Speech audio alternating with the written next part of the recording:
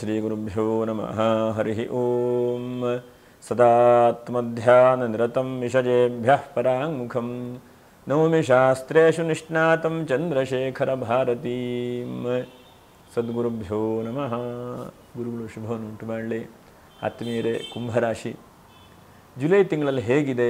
ಏನಾದರೂ ಶುಭವಾಗುತ್ತಾ ಅಥವಾ ಇನ್ನೂ 7.5 ಶನಿ ಅಂತೆಲ್ಲ ನಿಮಗೆ ಗೊತ್ತಿದೆ, ಏನೋ ಕಷ್ಟವೇ ಆಗ್ತಾ ಇದೆ, ಅದೇ ಮುಂದುವರಿಯುತ್ತಾ ಎಂಬುದನ್ನು ನಾವು ಗಮನಿಸೋಣ. ನೋಡಿ, ಜುಲೈ ತಿಂಗಳಲ್ಲಿ 10ನೇ ತಾರೀಕಿಗೆ ಗುರು ಪೂರ್ಣಿಮೆ ಅಂಥೇಳಿ, ಹಾಗಾಗಿ ಗುರುಗಳನ್ನು ಪೂಜೆ ಪುನಸ್ಕಾರಗಳನ್ನು ಮಾಡುವಂಥದ್ದು. ಮತ್ತು ಆಷಾಢ ಮಾಸ ಆದದ್ರಿಂದ ಪ್ರತಿಯೊಂದು ಶುಕ್ರವಾರವೂ ಕೂಡ ಲಕ್ಷ್ಮಿಯನ್ನು ವಿಶೇಷವಾಗಿ ಪೂಜೆ ಪುನಸ್ಕಾರಗಳನ್ನು ಮಾಡುವಂಥದ್ದು, ಶುಕ್ರವಾರ ವ್ರತವನ್ನು ವಿಶೇಷವಾಗಿ ಮಾಡುವಂಥದ್ದು. 16ನೇ ತಾರೀಕಿಗೆ ಸಂಕ್ರಾಂತಿ, ಕರ್ಕಾಟಕ ಸಂಕ್ರಾಂತಿ, ದಕ್ಷಿಣಾಯಣ ಪುಣ್ಯಕಾಲ ಅಂತಿದೆ. ಹಾಗಾಗಿ ಎಷ್ಟು ಸಾಧ್ಯ ಆಗುತ್ತೋ ಅಷ್ಟು ಸ್ನಾನಾದಿಗಳನ್ನು ಮಾಡುವಂಥದ್ದು, ತೀರ್ಥಕ್ಷೇತ್ರಕ್ಕೆ ದರ್ಶನ ಮಾಡುವಂಥದ್ದು. ಮೊದಲು ಆಷಾಢ ಮಾಸ ಬಂತು ಅಂತಂದರೆ ದೇವಿಯನ್ನು, ಲಕ್ಷ್ಮಿಯನ್ನು ವಿಶೇಷವಾಗಿ ಪೂಜೆ ಮಾಡ್ತಾರೆ, ಶಕ್ತಿ ದೇವತೆಗಳಿಗೆ. ಏನಕ್ಕೆ ಅಂತಂದರೆ ಆಷಾಢ ಮಾಸದಲ್ಲಿ ಶಕ್ತಿ ದೇವತೆಗಳೆಲ್ಲ ಜಾಗೃತಿಯಾಗಿರ್ತಾರೆ ಹೇಳುವಂಥ ಅರ್ಥ. ನೋಡಿ, ಶ್ರಾವಣ ಮಾಸ ಶಿವ ಮತ್ತು ವಿಷ್ಣುವಿನ ಮಾಸ, ಆಷಾಢ ಮಾಸ ಹೇಳುವಂಥದ್ದು ದುರ್ಗೆ ಅಥವಾ ಲಕ್ಷ್ಮಿಯ ಸಂಬಂಧವಾದಂಥ ಮಾಸ. ಹಾಗಾಗಿ ನಾವು ಎಷ್ಟೆಷ್ಟು ಲಕ್ಷ್ಮೀ ಪೂಜೆಯನ್ನು ಮಾಡ್ತೇವೆಯೋ ಅಷ್ಟೆಷ್ಟು ಒಂದು ಆರ್ಥಿಕವಾದಂಥ ಅನುಕೂಲ, ಆರ್ಥಿಕವಾದಂಥ ಮನಸ್ಥಿತಿ ಮತ್ತು ಒಳ್ಳೆಯ ರೀತಿಯಾದಂತಹ ಫಲವನ್ನು ಕೊಡ್ತಾನೆ ಭಗವಂತ. ನೋಡಿ, ಧನಿಷ್ಠಾ ನಕ್ಷತ್ರ 3-4ನೇ ಪಾದ, ಹಾಗೆ ಶತಭಿಷ ನಕ್ಷತ್ರ 1-4 ಪಾದ, ಪೂರ್ವಾಭಾದ್ರ ನಕ್ಷತ್ರ 1, 2, 3ನೇ ಪಾದ. ವಿಡಿಯೋ ಮುಗಿಯುವವರೆಗೂ ಕೂಡ ನೀವು ನೋಡ್ತಾ ಇರಿ. ನಕ್ಷತ್ರ ಪರಿಹಾರಗಳು ಏನಿದೆ ಎಂಬುದನ್ನು ತಿಳ್ಕೊಳ್ಳೋಣ. ಹಾಗೆ ಇನ್ನು 21ನೇ ತಾರೀಕಿಗೆ ಭಾಗವತ ಮತ್ತು ವೈಷ್ಣವ, ಶ್ರೀ ವೈಷ್ಣವ ಏಕಾದಶಿ ಇದೆ. ಇನ್ನು 22ನೇ ತಾರೀಕಿಗೆ ಮಹಾಪ್ರದೋಷ, 24ನೇ ತಾರೀಕಿಗೆ ಜ್ಯೋತಿರ್ ಭೀಮೇಶ್ವರ ವ್ರತ ಮತ್ತು ಅಮಾವಾಸ್ಯೆ, 25ನೇ ತಾರೀಕಿಂದ ಶ್ರಾವಣ ಮಾಸದ ಆರಂಭ. ಶ್ರಾವಣ ಮಾಸ ಅಂತ ನಿಮ್ಗೆ ಗೊತ್ತಿರುತ್ತೆ, ಮಂಗಳ ಗೌರಿ ವ್ರತ ಮಾಡುವಂಥದ್ದು. ಪ್ರತಿಯೊಂದು ಮಂಗಳವಾರವೂ ಕೂಡ ಮಂಗಳ ಗೌರಿಯನ್ನೇ ನಾವು ಆರಾಧನೆ ಮಾಡುವಂಥದ್ದು. ಜಗತ್ತಿಗೆ ಕಾರಣವಾದಂಥ ಮೂಲ ಶಕ್ತಿಗೆ ಗೌರಿ ಎಂಬುದಾಗಿ ಕರೀತಾರೆ. ಅಂತಹ ಗೌರಿಯನ್ನು ಆರಾಧನೆ ಮಾಡುವಂಥದ್ದು. 28ನೇ ತಾರೀಕಿಗೆ ನಾಗ ಚತುರ್ಥಿ, 21ಕ್ಕೆ ಮಂಗಳ ಗೌರಿ ವ್ರತ, 21ಕ್ಕೆ ಹೀಗೆಲ್ಲ ಇದೆ. ಇನ್ನು ನಾಗರ ಪಂಚಮಿ ಇತ್ಯಾದಿಗಳೆಲ್ಲ ನಾವು ಕಾಣಬಹುದು 29ನೇ ತಾರೀಕಿಗೆ. ಹಬ್ಬ ಹರಿದಿನಗಳೇ ಇದೆ. ಶ್ರಾವಣ ಮಾಸ ಇನ್ನು ಕೇಳಬೇಕಾ? ಹಾಗಾಗಿ ಆಷಾಢ ಮಾಸ ಅಂತಂದ್ರೆ ಒಂದು ಹಂತದ ಹಬ್ಬವೇ. ಶ್ರಾವಣ ಮಾಸ ಅಂತಂದರೆ ಇನ್ನು ಕೇಳುವಂಥದ್ದಿಲ್ಲ.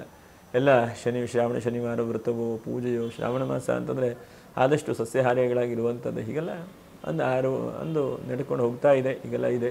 ಇನ್ನು ಗ್ರಹಸ್ಥಿತಿ ಹೇಗಿದೆ? ಕುಂಭರಾಶಿಯವರೆಗೆ ರಾಶಿಯಲ್ಲಿ ರಾಹು, 2ನೇ ರಾಶಿಯಲ್ಲಿ ಶನಿ, 4ಥ ರಾಶಿಯಲ್ಲಿ ಶುಕ್ರ, 5ಮ ರಾಶಿಯ ಗುರು ಪಂಚಮದಲ್ಲಿದ್ದಾನೆ, 6ಠದಲ್ಲಿ ರವಿ ಬುಧರು, ಹಾಗೆ ಸಪ್ತಮದಲ್ಲಿ ನೋಡಿ ನಿಮಗೆ ಕುಜ ಮತ್ತು ಕೇತು. ಹೀಗೆಲ್ಲ ಇದೆ ಗ್ರಹಸ್ಥಿತಿ. ಒಟ್ಟಿನಲ್ಲಿ ಈ ತಿಂಗಳಲ್ಲಿ ಒಂದು 7ನೇ ತಾರೀಕು ಅನುರಾಧ ನಕ್ಷತ್ರ ಇದೆ, ಬಹಳ ಉತ್ತಮವಾದಂಥ ನಕ್ಷತ್ರ. ಪೂಜೆ ಪುನಸ್ಕಾರಗಳನ್ನು ಮಾಡ್ಕೊಳ್ಳಿ. 14ನೇ ತಾರೀಕು ಸೋಮವಾರ ಇದೆ, ಸಂಕಷ್ಟರ ಚತುರ್ಥಿ ಇದೆ. ಏನಾದರೂ ಒಂದು ಸಣ್ಣ ಪುಟ್ಟ ಕೆಲಸಗಳನ್ನು ಮಾಡಲಿಕ್ಕೆ ಪ್ರಯತ್ನ ಮಾಡಿ, ಶುಭವಾಗಲಿ. ಇನ್ನು ನಾವು ಗಮನಿಸಿದ ಹಾಗೆ ಕುಂಭರಾಶಿಯವರಿಗೆ ಹೇಗಾಗಿದೆ ಅಂತಂದರೆ ಒಂದು ಹಂತಕ್ಕೆ ಎಲ್ಲ ಜಂಜಾಟಗಳು ಅಲ್ವಾ. ಆದರೆ ಎಷ್ಟೋ ಮಟ್ಟಿಗೆ ಗುರುಬಲ ಹೇಳುವಂಥದ್ದು ಒಂದು ಬಂದಿದೆ ನೋಡಿ. ಇದು ಒಂದು ನಿಮಗೆ 10 ಜೊತೆಗೆ ಮುತ್ತು ಹೇಳುವಾಗೆ, 10 ಸಿಕ್ಕಿದೆ ನಿಮಗೆ, ಅದ್ರ ಜೊತೆಗೆ ಮುತ್ತೂ ಕೂಡ ಸಿಕ್ಕಿದೆ ಹೇಳುವಂಥದ್ದು ಅರ್ಥ. ಯಾಕಂದರೆ ಗುರು ಯಾವಾಗೂ ಕೂಡ ಶುಭವನ್ನು ಉಂಟು ಮಾಡುವಂತಹ ಗ್ರಹ. ಸರ್ವೇಶ್ವರಾಣಾಂ ಗುರುಹು ಎಂಬುದಾಗಿ ಶಾಸ್ತ್ರಗಳಲ್ಲಿ ಕರೆದರು. ಗುರುವಿನ ಅನುಗ್ರಹ, ಗುರುವಿನ ಭಾಗ್ಯ ಇವೆಲ್ಲವೂ ಕೂಡ ಮನುಷ್ಯನಿಗೆ ಸಿಗ್ತಾ ಹೋಗಬೇಕು. ಅಂದರೆ 10 ಆಗಬೇಕು ಅಂತಂದರೆ 9:15 ಆಗಿದೆ, 10 ಆಗಲಿಕ್ಕೆ ಆಗ್ತಾ ಇಲ್ಲ ಅಂತಂದರೆ ಗುರು ಬಂದರೆ 10 ಆಗಿಬಿಡುತ್ತೆ ಅಂತ.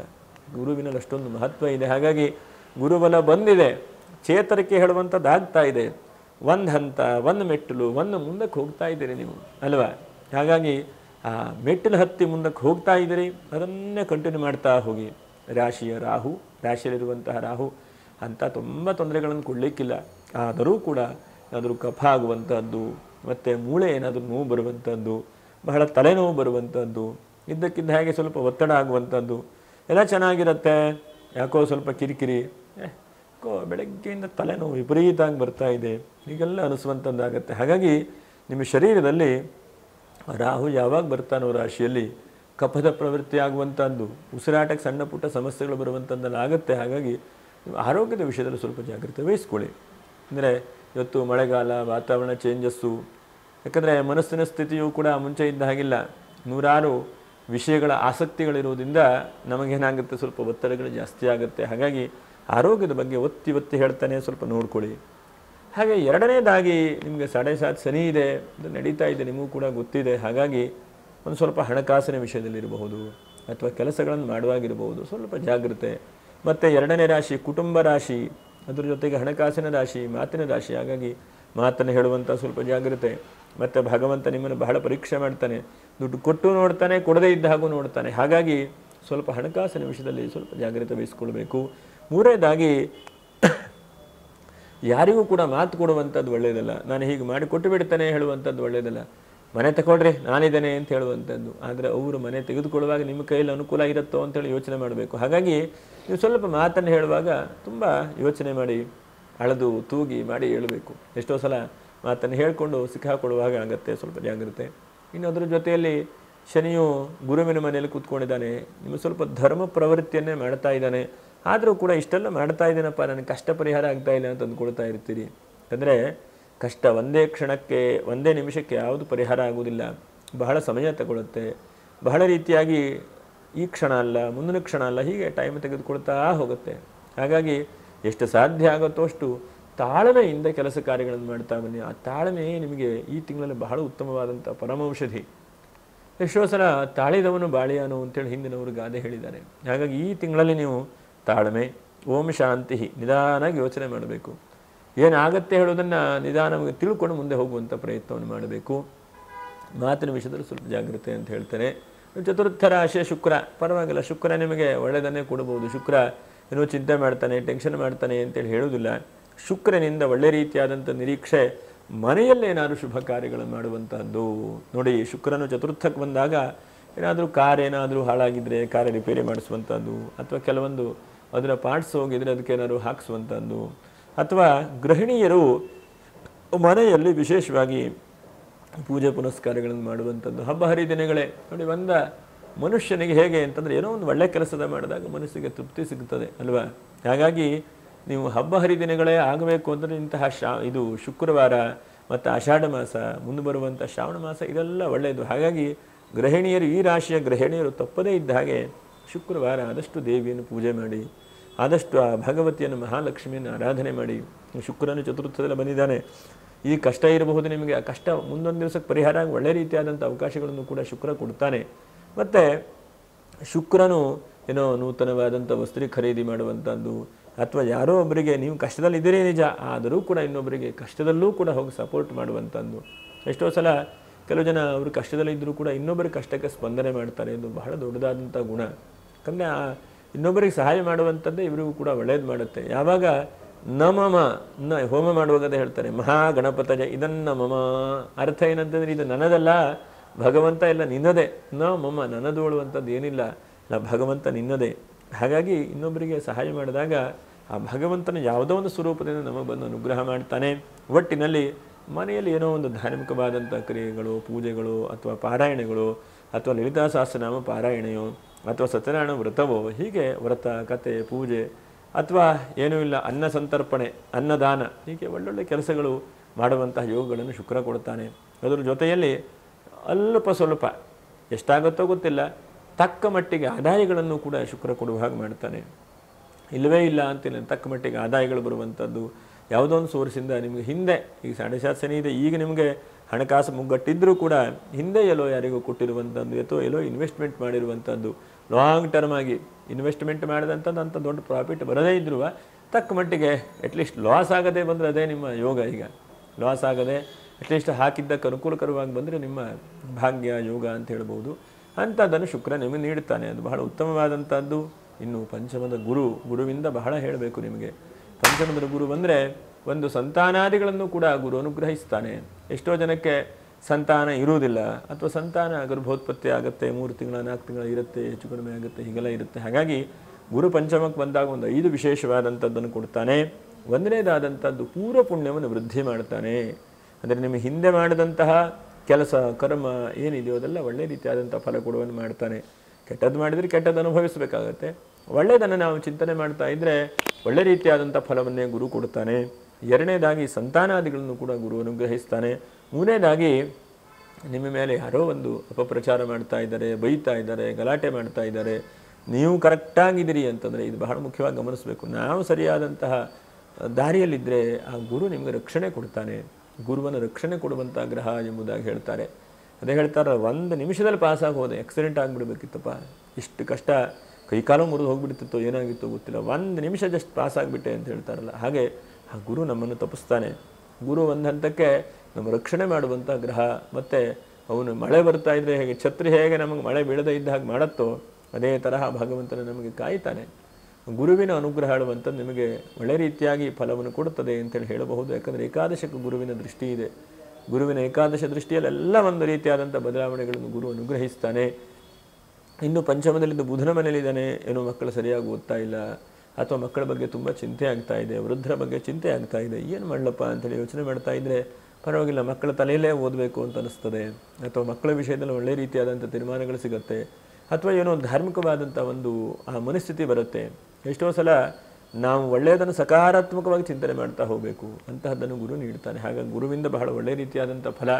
ಇನ್ನು ಷಷ್ಠದ ರವಿ ಮತ್ತು ಬುಧನು ಸ್ವಲ್ಪ ಸಣ್ಣ ಪುಟ್ಟ ಏನೋ ಮೂಳೆಯಲ್ಲೋ ಅದು ಇದು ತೊಂದರೆ ಕೊಡಬಹುದೇನೋ, ನರದಲ್ಲಿ ಸಂಬಂಧವಾದ್ದು. ಆದರೆ ರವಿ ಷಷ್ಠದಲ್ಲಿ ಇರುವಂಥದ್ದು ಒಳ್ಳೆಯದು.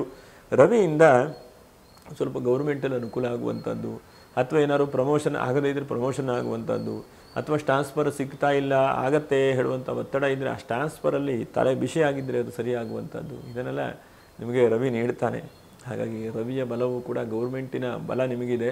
ಈ ರಾಶಿಯವರು ರಾಜಕೀಯ ವ್ಯಕ್ತಿಗಳಾಗಿದ್ದರಕ್ಕೆ ಹೆಚ್ಚಿನದಾದಂಥ ಅನುಕೂಲತೆಗಳನ್ನು ಕೂಡ ಅವನು ಕೊಡ್ತಾನೆ. 2-3 ಸ್ವಲ್ಪ ಜಾಗ್ರತೆ ನೋಡಿ. ಅಷ್ಟಮದಲ್ಲಿ ಕುಜ ಒಳ್ಳೆಯವನಲ್ಲ, ಹಾಗಾಗಿ ಭೂಮಿ ವ್ಯಾಪಾರ ವ್ಯವಹಾರ ಮಾಡೋರು, ರಿಯಲ್ ಎಸ್ಟೇಟ್ ಅವರು ಸ್ವಲ್ಪ ಜಾಗ್ರತೆ. ಎರಡನೆಯದಾಗಿ ಯಾವ ವಸ್ತುವನ್ನು ಬೆಳ್ಳಿ ಬಂಗಾರಾದಿಗಳಿಗೆ ಇನ್ವೆಸ್ಟ್ಮೆಂಟ್ ಮಾಡೋರು ಅಥವಾ ಮೆಲ್ಟ್ ಮಾಡೋರು, ಹೊರಗಡೆಯಿಂದ ತಂದು ಬೆಳ್ಳಿ ಬಂಗಾರವನ್ನು ಮಾರಾಟ ಮಾಡುವಂಥ ವ್ಯಕ್ತಿಗಳು ಸ್ವಲ್ಪ ಜಾಗ್ರತೆ ವಹಿಸ್ಕೊಳ್ಳಿ. ಸ್ವಲ್ಪ ಕಿರಿಕಿರಿ ಚಿಂತೆ ಜಾಸ್ತಿ ಆಗುತ್ತೆ. ಯಾಕಂದರೆ ಏನಾಗುತ್ತೆ, ಅಷ್ಟಮದಲ್ಲಿ ಕೂಜನನ್ನು ಅಗ್ನಿಗ್ರಹ ಅಂತ ಹೇಳ್ತೇವೆ. ಮೆಲ್ಟ್ ಮಾಡುವಂಥದ್ದು ಇರಬಹುದು, ಅಥವಾ ಯಾವುದೋ ಒಂದು ವ್ಯಕ್ತಿಯಿಂದ ನಮಗೆ ಬರುವಂತಹ ವಸ್ತುಗಳು ಕಲ್ಮಶವಾಗಿ ಬಂದುಬಿಡುತ್ತೆ. ಹಾಗಾಗಿ ತುಂಬ ಜಾಗ್ರತೆ ವಹಿಸ್ಕೊಳ್ಬೇಕು. ಅದರಲ್ಲೂ ಲೋಹದ ವಿಷಯದಲ್ಲಿ ಈ ರಾಶಿಯವರು ತುಂಬ ಜಾಗ್ರತೆ ವಹಿಸ್ಕೊಳ್ಬೇಕು. ನೀರಿನ ವಿಷಯದಲ್ಲಿ ಜಾಗ್ರತೆ. ಇದಿಷ್ಟು ನೀವು ಕುಂಭರಾಶಿಯವರು ಜಾಗ್ರತೆ ವಹಿಸ್ಕೊಳ್ಳಿ. ಅಂದರೆ ಎಲ್ಲ ಭಗವಂತ ನೀಡಿದ್ದಾನೆ, ನಿಮ್ಮ ಗುರುಬಲ ಬಂದಿದೆ, ಎಷ್ಟೋ ಒಂದು ಹಂತಕ್ಕೆ ನಿಮ್ಮನ್ನು ಎತ್ತುತ್ತಾ ಇದ್ದಾನೆ, ಒಳ್ಳೆ ರೀತಿಯಾದಂಥ ಮನಸ್ಥಿತಿಯನ್ನು ಭಗವಂತ ಕೊಡ್ತಾ ಇದ್ದಾನೆ. ಆದರೂ ಕೂಡ ಅಲ್ಲಿ ಇಲ್ಲಿ ಸ್ವಲ್ಪ ಮನಸ್ಸು ನಾಳೆ ಏನು ಮಾಡೋದಪ್ಪ ಅಂತೇಳಿ ಅನ್ನಿಸ್ತದೆ. ಅವನ ಮೇಲೆ ಭಗವಂತನ ಮೇಲೆ ಭಾರ ಹಾಕಿ ಅವನ್ನೆಲ್ಲ ನಡೆಸ್ಕೊಂಡು ಒಳ್ಳೆ ರೀತಿಯಾಗಿ ನಿಮ್ಮನ್ನು ಕರ್ಕೊಂಡು ಹೋಗ್ತಾನೆ. ಕರ್ಕೊಂಡು ಹೋಗೋವನು ಅವನಲ್ವ, ಹಾಗಾಗಿ ಚಿಂತೆ ಮಾಡಬೇಡಿ. ಹುಟ್ಟಿಸಿದವನು ಹುಲ್ಲನ್ನು ಮೇಯಿಸೋದಿಲ್ಲಂತೆ, ಹಾಗಾಗಿ ಅವನು ಹುಲ್ಲನ್ನು ಮೇಯಿಸೋದಿಲ್ಲ. ಕಷ್ಟ ಇರುತ್ತೆ, ಅದನ್ನು ಒಂದು ಕಡೆ ಬದಿ ಒತ್ತಿ ಒಳ್ಳೆಯದು ಯಾವ್ಯಾವುದು ಸಿಗ್ತದೆಯೋ ಅದ್ರ ಕಡೆ ಗಮನ ಹೋಗಿ.